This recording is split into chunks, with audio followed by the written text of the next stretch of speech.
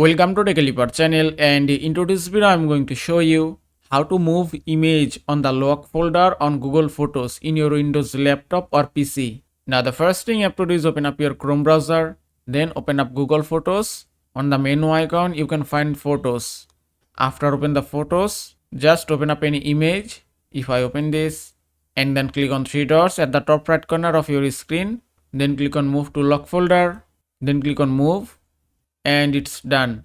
Now just go back. Now if you want to find your lock folder, just put the cursor on the collections option and then scroll all the way down, then click on lock folder option. Now you have to type your Gmail password, so just type it and then click on next, and that's it. You can see the image has been moved successfully on the lock folder. And that is how you can move image on the lock folder on Google Photos in your Windows laptop or PC. I hope this video was helpful. If it was, please give it a thumbs up and don't forget to subscribe.